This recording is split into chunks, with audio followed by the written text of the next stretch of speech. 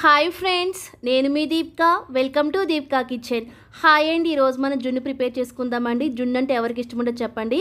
ఈ విధంగా కోడిగుడ్డుతో జున్ను చేసుకుంటే అచ్చం మనకు జున్ను తినట్టే ఉంటుందండి. చాలా బాగుంటుంది. ఇప్పుడు ప్రాసెస్ చూద్దామండి. 3 కోడిగుడ్లు బౌల్లోకి తీసుకోవాలి. 1/2 లీటర్ పాలు తీసుకోవాలండి.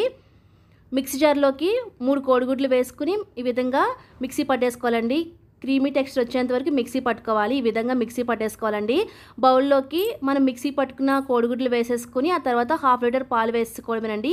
ఈ విధంగా పాలు వేసుకుని ఒకసారి అంతా ఈ విధంగా కలిపేసుకోవాలండి. అంతా కలిపేసుకున్నాక 1/2 కప్పు బెల్లం వేసుకుని బెల్లం అనేది మొత్తం అంతా పాలలో కరిగించేసుకోవాలండి. ఈ విధంగా కరిగిపోయాక 1/2 టేబుల్ స్పూన్ మిరియాల పొడి వేసుకుని ఒకసారి అంతా కలిపేసుకున్నాక ఆ తర్వాత ఇంకో 1/2 టేబుల్ స్పూన్ మిరియాల పొడి పైనుంచి వేసుకోవాలండి. 4 దంచిన యాలక్కాయలు వేసుకోవాలి. చాలా బాగుంటుందండి ఫ్లేవరు. ఈ విధంగా కలుపుకుని పక్కన పెట్టేసుకోవాలి. ఇడ్లీ పాత్రలోకి ఈ విధంగా స్టాండ్ పెట్టుకోవాలండి. స్టాండ్ లేకపోతే ఏదో ఒక బాక్స్ మూత అయినా పెట్టుకోవచ్చు. ఇప్పుడు మనం ప్రిపేర్ చేసుకున్న జున్ను మిక్స్ ఉంది కదండి, ఈ విధంగా పెట్టుకోవాలండి. ఈ విధంగా పెట్టేసుకుని దీనిపైన మూత పెట్టుకుని ఆ తర్వాత ఇడ్లీ పాత్రకి కూడా మూత పెట్టేసుకుని సిమ్మిలోనండి దీన్ని 25 నిమిషాలు ఉడికించుకోవాలండి.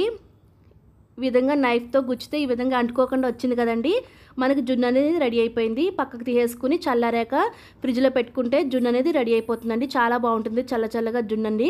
ఈ విధంగా డీమోల్డ్ చేసుకోవడమే. చూసారు కదా ఫ్రెండ్స్, ఎంత చక్కగా వచ్చిందో జున్ను అనేది. మీరు కూడా ఒకసారి ఈ విధంగా ట్రై చేయండి. మీకు ఎలా కుదిరిందో మాకు కామెంట్ రూపంలో తెలియచేయండి. మీరు కనుక మన ఛానల్ని ఫస్ట్ టైం చూస్తే సబ్స్క్రైబ్ చేసుకోండి. ఫ్రెండ్స్ అండ్ ఫ్యామిలీ మెంబర్స్కి షేర్ చేయండి. Thank you for watching.